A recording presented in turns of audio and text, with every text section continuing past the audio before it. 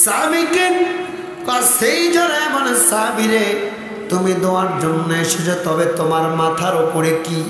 বলে একটা ডালি অথবা একটা ঝাঁপা অথবা একটা চাঙ্গারি, কেউ বলে ব্যাগ বা থলে। আল্লাহ বলেন ভাই, ডালি বোঝেন না আপনারা?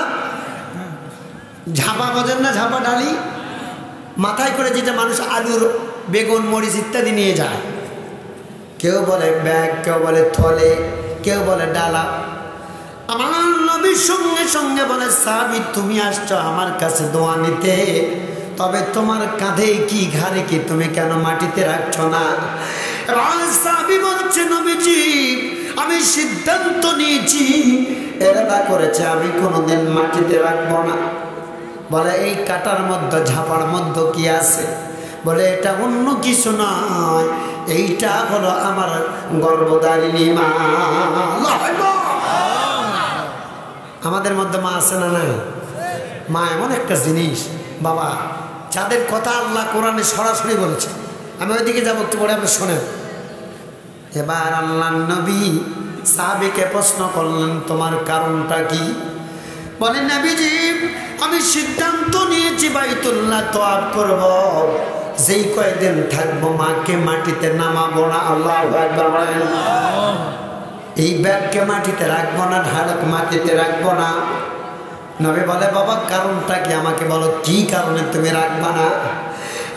সাহাবী মানে নবীজি আমার মাকে নিয়ত করেছি বাড়ি থেকে নিব, আবার বাড়িতে এনে নামানো, কারণ হলো আমার মায়ের দুধের হকটা আমি আদায় করতে চাই, ঋণগুলো পরিশোধ করতে চাই। সঙ্গে সঙ্গে রাসূল বললেন যেই কয়দিন তুমি এরাদা করেছ, শুধু এই কয়দিন নয়, তামাম পৃথিবীর জীবন আল্লাহ পাক তোমাকে যতদিন হায়াত দিয়েছে ততদিন পর্যন্ত যদি তোমার মা কে তুমি যদি তোমার কাঁধে করে বস্তা করে ডালা করে ঝাঁপা করে বহন করো, তারপরেও তোমার মার এক ফোঁটা দুধের হক আদায় করা যাবে না। যে মাই তোমায় করল মানুষ আদর স্নেহ দিয়া,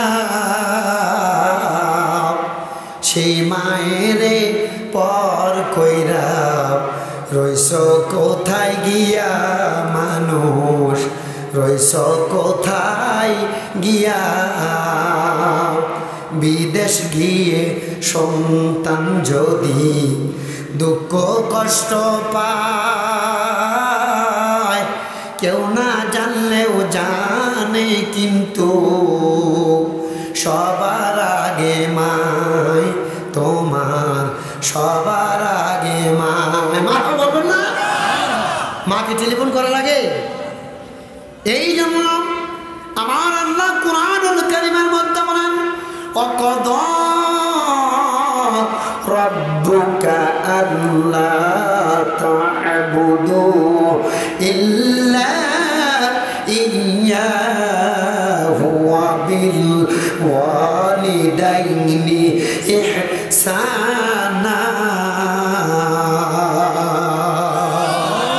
আরো জোরে আল্লাহু আকবার বলতে হবে।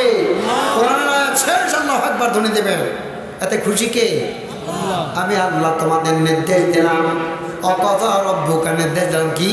আল্লাহ তা'বুদু ইল্লা ইয়্যাহু, আমার ইবাদতের পরে আমার সেবা অথবা ইবাদত বন্দেগীর পরে যদি কারো সেবা করতে হয়, শুশ্রূষা করতে হয়, কার করবা? তোমার বাবা মা।